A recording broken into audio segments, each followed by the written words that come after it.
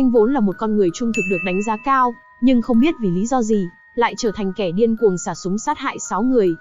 Chúng ta hãy cùng tìm hiểu, Mã Văn là một người đàn ông chăm chỉ làm ăn, nhưng người vợ ở nhà lại ngoại tình với nhiều đàn ông. Mã Văn sinh năm 1976, tại một thôn làng nhỏ của tỉnh Vân Nam. Vì hoàn cảnh khó khăn, nên anh đã nghỉ học trung học cơ sở. Quê hương của anh chỉ cách tỉnh Myanmar 20 km, do đó, rất nhiều người dân quê anh đã qua bên đó để kinh doanh gỗ. Chàng trai Mã Văn cũng không ngoại lệ mà tham gia cùng.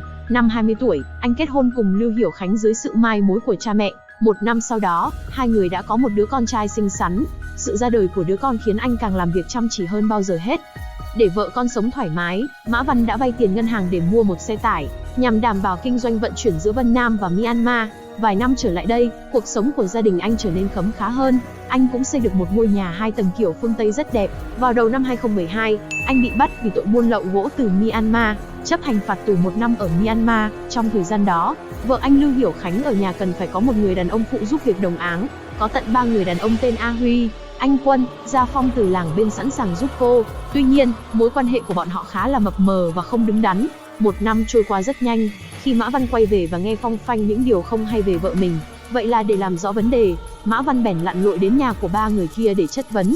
Không ngờ những người này lại không hề hoảng sợ hay bận tâm về điều đó. Thậm chí họ còn chế giễu anh, nói rằng do sức khỏe anh không tốt, thế nên vợ anh mới tìm đến bọn họ. Có lẽ trong mắt bọn họ, Mã Văn là một người hiền lành và ngoan ngoãn, cho nên bất kể bọn họ có nói gì hay làm gì, anh đều chịu đựng trong sự im lặng. Mã Văn đúng là một con người trung thực, bản chất anh là vậy. Khi bị những người đàn ông kia chê bai và đả kích, trong lòng anh đã nảy sinh một loại cảm giác căm hận. Khi trở về nhà, anh trở nên tức giận, lập tức tìm vợ tra khảo, không kìm nén được mà cho cô ta một đánh. Bị chồng đánh đau, Lưu Hiểu Khánh không chịu đựng được, mà nói ra mối quan hệ của cô ta và một người tên Gia Phong, nghĩ rằng chồng sẽ ly hôn mình. Cô không còn cách nào khác ngoài việc quỳ xuống van lạy và cầu xin sự tha thứ, hứa rằng sẽ không tái phạm trong tương lai nữa. Mã Văn suy nghĩ một hồi lâu, anh quyết định đặt gia đình lên hàng đầu. Vì vậy anh đã yêu cầu một ủy ban khu dân phố để hòa giải. Anh yêu cầu 3 người đàn ông phải xin lỗi anh vì tội lừa dối. Sau đó bắt 3 người đàn ông phải làm việc cho anh trong vòng 1 tháng và đền bù cho anh 100.000 nhân dân tệ. Tuy nhiên, vợ anh cho rằng yêu cầu của Mã Văn hoàn toàn là mang tính chất trả thù. Cô cho rằng 3 người đàn ông kia chỉ cần viết bản kiểm điểm là đủ, không phải mất tiền. Bên kia vẫn tiếp tục chế giễu Mã Văn yếu kém.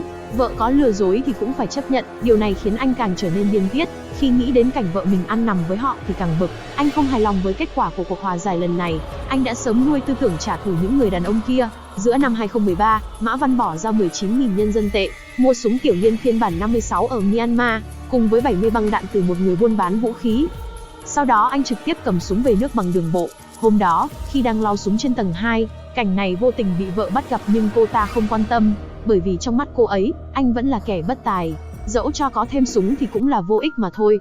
Sau đó, Mã Văn bèn tập bắn thử tại một vùng đất trống xung quanh nhà. Tiếp theo, anh ngồi xem xét vấn đề tiền lương hưu của cha mẹ, tiền tiết kiệm của con cháu. Anh đã mua thêm bảo hiểm hưu trí cho bố, hủy bảo hiểm đã mua cho vợ. Để hoàn thiện hơn, anh bán đi chiếc xe tải hay dùng để kinh doanh, mà đổi sang một con xe Jeep nhỏ gọn, cơ động. Đó là kế hoạch trả thù kinh khủng nhất. Đầu tháng 1 năm 2014, A Huy và Anh Quân có linh cảm không lành. Họ không tin Mã Văn có thể bỏ qua cho họ một cách dễ dàng. Bọn họ vội tìm đến ủy ban hòa giải, sẵn sàng tinh thần thiện chí với Mã Văn một lần nữa.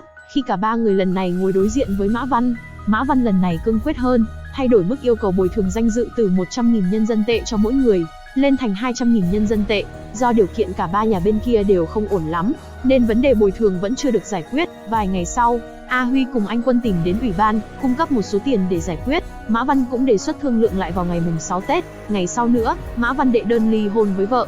Vào ngày 30 tháng 1 năm 2014, sắp giao thừa, có nghĩa là sẽ còn 6 ngày nữa đến ngày thương lượng lại. Nhưng Mã Văn thay đổi ý định, quyết tâm trả thù vào đêm giao thừa.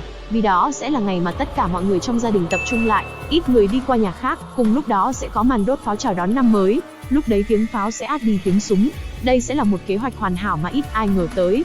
Vào đúng đêm giao thừa, Mã Văn đã mang tiểu liên trực tiếp tới nhà của A Huy, Anh Quân và nổ súng. Tổng cộng 24 phát súng đã được bắn, 6 người chết tại chỗ, 3 người bị thương nặng. Sau khi hoàn thành, Mã Văn liền lái xe Jeep chạy theo đường quốc lộ, tiến về nhà Gia Phong. Nhưng chạy chưa được bao xa, xe Jeep bị nổ lốp trước bên phải, dầu cũng sắp cạn kiệt. Anh từ bỏ ý định bắn chết người đàn ông cuối cùng. Sau đó Mã Văn liền tháo biển số, phủ lên thân xe bằng cành cây và cỏ dại, rồi anh leo lên núi, bước tới một ngôi chùa nhỏ trên núi. Khi đó có 2 nhà sư đang ngủ say, Mã Văn liền trèo tường mà vào chùa. Anh tìm thấy rau củ, gạo và sữa để thỏa mãn cơn đói của mình. Sau khi ăn